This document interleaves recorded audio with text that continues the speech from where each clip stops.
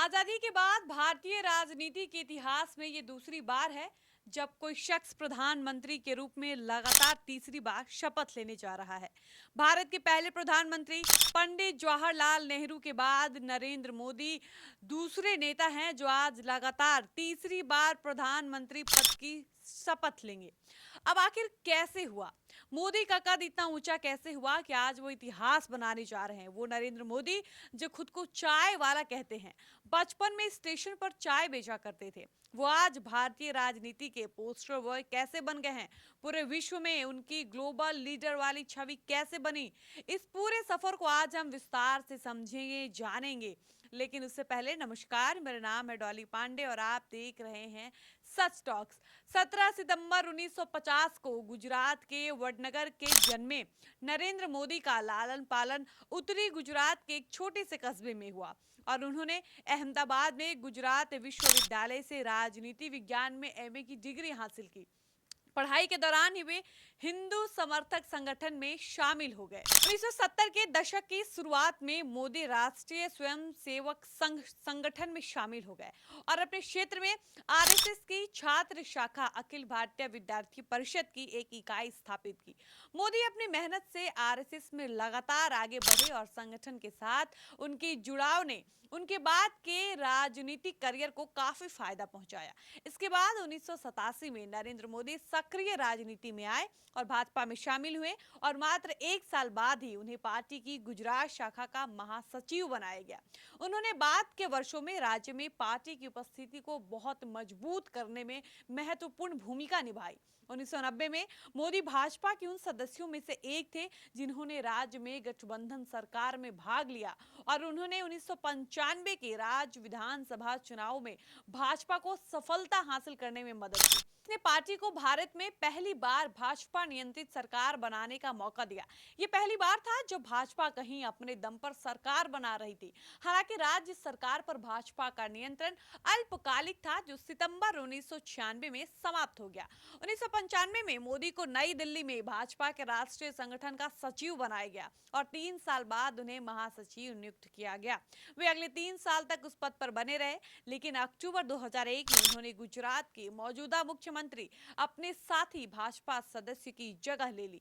केशुभाई पटेल को उस वर्ष की शुरुआत में गुजरात के भुज में आए भीषण भूकंप के बाद राज्य सरकार की खराब प्रतिक्रिया के लिए जिम्मेदार ठहराया गया। उस भूकंप में 20,000 से अधिक लोग मारे गए थे। मोदी ने अपना पहला चुनावी मुकाबला फरवरी 2002 में हुए उपचुनाव में लड़ा और गुजरात के मणिनगर सीट से जीत भी हासिल की। इसके बाद मोदी का राजनीतिक जीवन गहरे विवादों और उपलब्धियों का मिश्रण रहा। 2002 में गुजरात में हुए सांप्रदायिक दंगों के दौरान मुख्यमंत्री के रूप में उनकी भूमिका पर विशेष रूप से सवाल उठाए गए थे। उन पर हिंसा को बढ़ावा देने या कम से कम 1,000 से अधिक लोगों की हत्या को रोकने के लिए कुछ नहीं करने का आरोप लगाया गया था, जिनमें ज्यादातर मुसलमान थे। ये हत्या तब हुई थी जब गोधरा शहर में एक ट्रेन में आग लगा दी गई थी जिसमें दर्जनों हिंदू यात्री मारे गए थे। 2004 में संयुक्त राज्य अमेरिका ने उन्हें इस आधार पर राजनयिक वीजा जारी करने से इनकार कर दिया कि वे 2002 के दंगों के लिए जिम्मेदार थे और यूनाइटेड किंगडम ने भी 2002 में उनकी भूमिका की आलोचना की थी। हालांकि बाद के वर्षों में मोदी स्वयं किसी भी अभियोग या निंदा से बच गए। न्यायपालिका और जांच एजेंसियों द्वारा उनके कुछ निकट सहयोगियों को 2002 की घटनाओं में मिली भगत का दोषी पाया गया और उन्हें लंबी जेल की सजा भी मिली। मोदी के प्रशासन पर पुलिस या अन्य अधिकारियों द्वारा न्यायोत्तर हत्याओं में शामिल होने का भी आरोप लगाया गया। 2004 में एक ऐसे ही मामले में एक महिला और 3 पुरुषों की हत्या हुई थी जिनके बारे में अधिकारियों ने कहा कि वे लश्कर ए तैयबा के सदस्य थे और उन पर मोदी की हत्या की साजिश करने का आरोप था। हालांकि इन सब आरोपों के बावजूद मोदी का कद बढ़ रहा था। कारण था कि गुजरात में मोदी को बार बार राजनीतिक सफलता मिल रही थी। वो भाजपा को जिता रहे थे, जिसका नतीजा हुआ कि वो भाजपा के भीतर एक दिग्गज नेता बन गए। उनके नेतृत्व में भाजपा ने दिसंबर 2002 के विधानसभा चुनाव में महत्वपूर्ण जीत हासिल की, जिसमें सदन की 182 सीटों में से 127 सीटें जीती।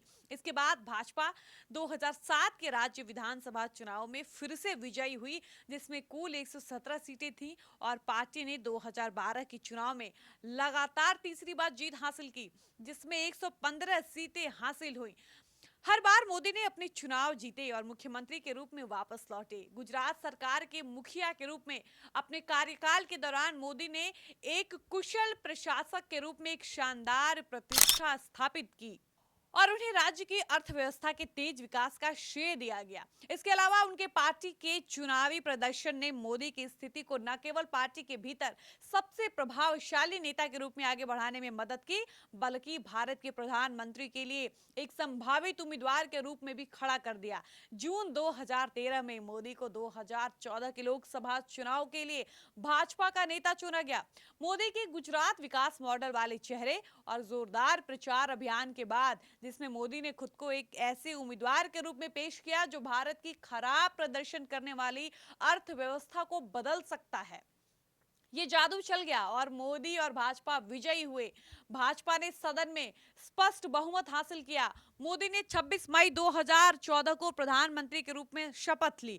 पदभार संभालने के तुरंत बाद उनकी सरकार ने कई सुधारों की शुरुआत की, जिसमें भारत के परिवहन बुनियादी ढांचे में सुधार और देश में प्रत्यक्ष विदेशी निवेश पर नियमों का उदार बनाने के अभियान शामिल थे।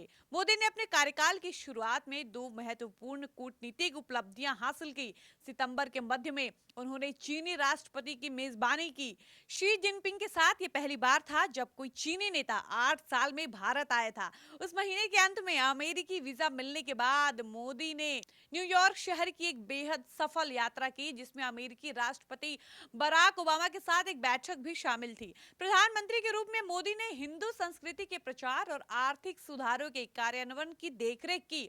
सरकार ने ऐसे उपाय किए जो व्यापक रूप से हिंदुओं को आकर्षित करेंगे, जैसे वध के लिए गायों की बिक्री पर प्रतिबंध लगाने का प्रयास। इसके अलावा एक बड़ा कदम था नोटबंदी, जिसमें केवल कुछ घंटों के नोटिस के साथ 500 और 1000 रुपए के बैंक नोटों को बंद कर दिया गया। इसका उद्देश्य बड़ी मात्रा में नकदी के आदान प्रदान को मुश्किल बनाकर काले धन का अवैध गतिविधियों के लिए इस्तेमाल की जाने वाली नकदी को रोकना था। अगले वर्ष सरकार ने जीएसटी की शुरुआत करके उपभोग कर प्रणाली को केंद्रीकृत किया, जिसने स्थानीय उपभोग करों की एक भ्रामक प्रणाली को खत्म कर दिया। इन परिवर्तनों से जीडीपी वृद्धि धीमी हो गई। नतीजा महंगाई और बढ़ती बेरोजगारी ने कई लोगों को निराश किया, क्योंकि आर्थिक विकास के बड़े बड़े वादे अधूरे रह गए। ये निराशा 2018 के अंत में 5 राज्यों के चुनाव के दौरान मतदाताओं के साथ दर्ज की गई। भाजपा मध्य प्रदेश, राजस्थान और छत्तीसगढ़ के भाजपा के गढ़ों सहित सभी 5 राज्यों में हार गई। प्रतिद्वंदी भारतीय राष्ट्रीय कांग्रेस ने सभी 5 चुनावों में भाजपा की तुलना में अधिक विधानसभा सीटें जीती। कई पर्यवेक्षकों का मानना था कि ये 2019 में होने वाले राष्ट्रीय चुनाव में मोदी और भाजपा के लिए बुरी खबर है, लेकिन अन्य का मानना था कि मोदी का करिश्मा मतदाताओं को उत्साहित करेगा।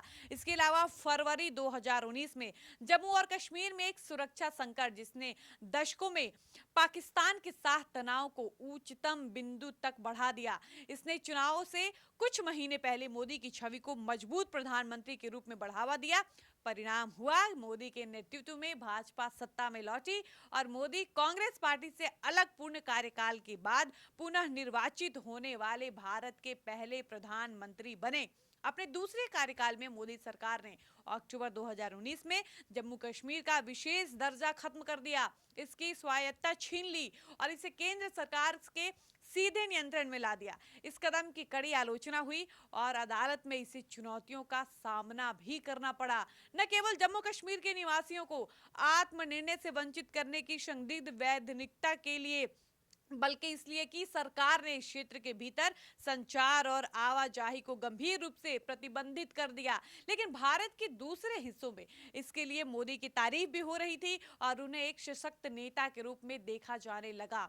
इसी बीच मार्च 2020 में मोदी ने कोविड-19 के प्रकोप से निपटने के लिए निर्णायक कार्रवाई की। भारत में कोविड-19 महामारी के प्रसार को खत्म करने के लिए देश भर में सख्त प्रतिबंध लागू किए गए। कोविड-19 महामारी के आर्थिक प्रभाव का मुकाबला करने के प्रयास के तहत मोदी ने जून में कृषि क्षेत्र को उदार बनाने के लिए किसान बिल लेकर आए। हालांकि कई लोगों को डर था कि ये सुधार किसानों को शोषण के लिए असुरक्षित बना देंगे और प्रदर्शनकारी किसान नए कानून के विरोध में सड़कों पर उतर आए। ये प्रदर्शन नवंबर से शुरू होकर बड़े पैमाने पर गया और विशेष रूप से दिल्ली में एक नियमित व्यवधान बन गया।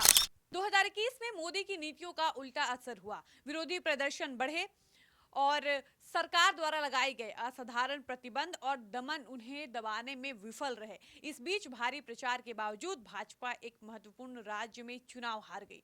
नवंबर में जब विरोध प्रदर्शन जारी रहा और राज्य चुनाव का एक और सेट नजदीक आया तो मोदी ने घोषणा की कि सरकार कृषि सुधारों को निरस्त कर देगी।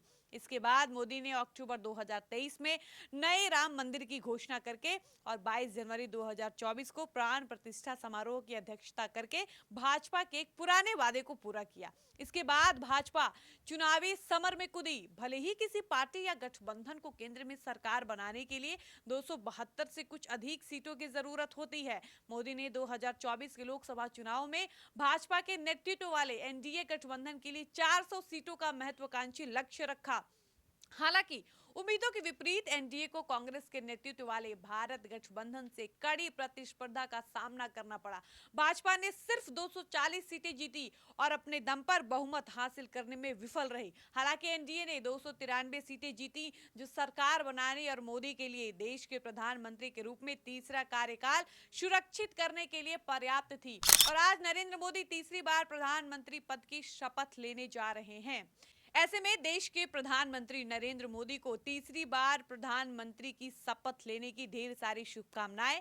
बाकी आपको ये वीडियो कैसी लगी, आप अपनी राय कमेंट बॉक्स में जरूर बताइएगा। मेरा नाम डॉली पांडे है और आप देख रहे थे सच टॉक्स।